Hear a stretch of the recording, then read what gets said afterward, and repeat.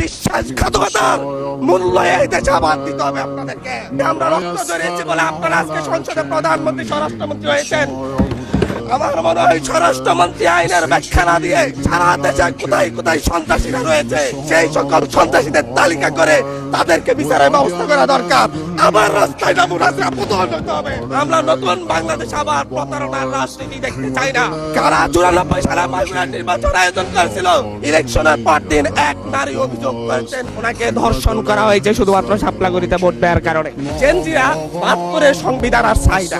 আমি এসেছি, ওনার বক্তব্য 6 মিনিট। মাননীয় স্পিকার, আমি বুঝতে পারছি না সংবিধান কিভাবে বন্টন করা হয়। সরকার দলের হলো 8 মিনিট, বিরোধী দলের জন্য 6 মিনিট। এভাবে তো কথা বলতে পারবো না। আপনারা যে জেনজির কথা বলেন, সেই জেনজির প্রতিনিধি হয়ে আমি সংসদে কথা বলতাম। আপনি যদি বলেন যে জেনজিরা কি চাই, আমি বলছি জেনজিরা 72 সংবিধান আর চাই না।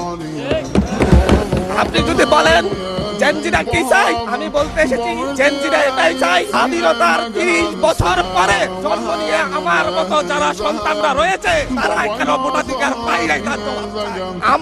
আমরা তো স্বাধীন বাংলাদেশে জন্ম নিয়েছি মাননীয় স্পিকার। আমাদের কি ভুল ছিল? আমরা তো নতুন মানচিত্র পেয়েছি, আমরা তো নতুন পতাকা পেয়েছি, আমরা নতুন সীমানা পেয়েছি। আমাদের পূর্বপুরুষরা 1971 সালে রক্ত দিয়ে আমাদের জন্য একটি নিরাপদ বাংলাদেশ গড়তে চেয়েছেন, কিন্তু আমরা কি সেই নিরাপদ বাংলাদেশ পেয়েছি? আমরা কি সেই নতুন বাংলাদেশ পেয়েছি? 71-এ 30 লক্ষ মানুষ শহীদ হয়েছে, জীবন দিয়েছে তাদের পরবর্তী সন্তানরা যেন নিরাপদ বাংলাদেশে ভোটাধিকার পায়, যেন রক্ষী বাহিনী না হয়, যেন আবার দুর্ভিক্ষ না হয়। কিন্তু আমরা কি দেখেছি? আমরা দেখেছি বাংলাদেশে দুর্ভিক্ষ হয়েছে। 1973 সালে ভোট চুরি হয়েছে।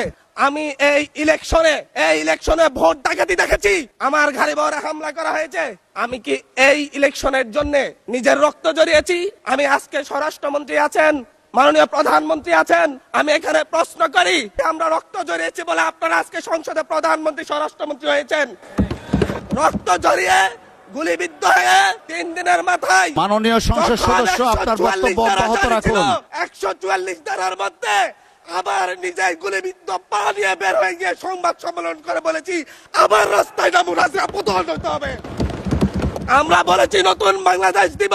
আমরা নতুন বাংলাদেশ আবার প্রতারণার রাজনীতি দেখতে চাই না, প্রবঞ্চনার রাজনীতি দেখতে চাই না।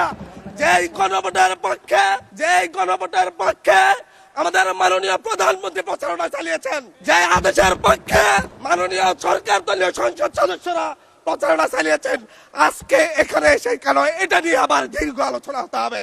আমরা 90-এর গণঅভ্যুত্থানের কথা বলে যাই নাই। 3 জোটের রূপরেখা হয়েছে, বাংলাদেশ গণতান্ত্রিক ভাবে উত্তীর্ণ হবে কথা দেওয়া হয়েছিল। কিন্তু 94 সালের মাগুরার নির্বাচন কারা আয়োজন করেছিল? কারা 94 সালে মাগুরার নির্বাচন আয়োজন করেছিল?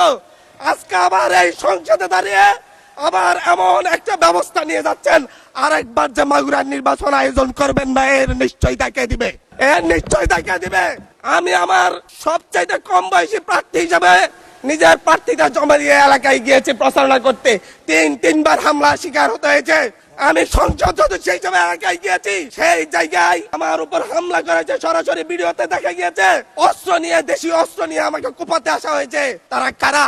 ওরা তো তারাই যাদের প্রত্যেকের হাতে বিএনপি দলীয় নেতা কর্মীদের রক্ত লেগে আছে, প্রাণ লেগে আছে। এই বিশ্বাসঘাতকতা মাননীয় স্পিকার, এই রাষ্ট্র আর সইবে না, আপনারাও সইতে পারবেন না। বিশ্বাসঘাতকতার মূল্য এই দেশে আবার দিতে হবে আপনাদেরকে।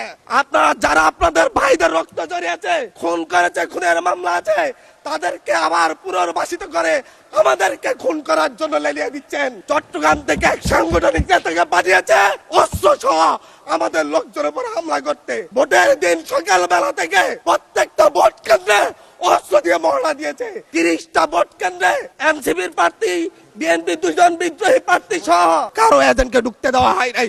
এটার জন্য কি আমরা আমাদের রক্ত জড়িয়েছি? মাননীয় স্পিকার, ইলেকশনের একদিন পরে আমাকে আর 1 মিনিট বাড়িয়ে দিবেন মাননীয় স্পিকার, 1টা মিনিট। মাননীয় স্পিকার, ইলেকশনের পর দিন এক নারী অভিযোগ করেছেন ওনাকে ধর্ষণ করা হয়েছে শুধুমাত্র শাপলাগুড়িতে ভোট দেওয়ার কারণে। 1 ঘন্টার মধ্যে ধন্যবাদ মাননীয় সংসদ। আচ্ছা ঠিক আছে, 1 মিনিটের মধ্যে সংক্ষিপ্ত শেষ করবেন। 1 মিনিট। সার্কেল এসপি 1 ঘন্টার মধ্যে বলেছে এই ধরনের কোনো ঘটনা ঘটে নাই। আজকে 42 দিন পার হয়েছে, এখনো ডিএনএ রিপোর্ট আসে নাই। মামলা নিতে 3 দিন দেরি হয়েছে। সিভিল সার্জন অফিস তদন্ত কমিটি করে দিয়েছে, তদন্ত কমিটির রিপোর্ট জমা দিয়েছে, ভুক্তভোগী নারী জানে না তার তদন্ত রিপোর্ট কি এসেছে। এই ভয়াবহ পরিবেশ তৈরি কারা করছে? আমার মনে হয় স্বরাষ্ট্রমন্ত্রী আইনের ব্যাখ্যা না দিয়ে আইনমন্ত্রী আইনের ব্যাখ্যা দিবেন, স্বরাষ্ট্রমন্ত্রীর এসবে মনোযোগ দেওয়া দরকার। স্বরাষ্ট্রমন্ত্রীর মনোযোগ দেওয়া দরকার। সারা দেশে কোথায় কোথায় সন্ত্রাসীরা রয়েছে সেই সকল সন্ত্রাসীদের তালিকা করে তাদেরকে বিচারের ব্যবস্থা করা দরকার।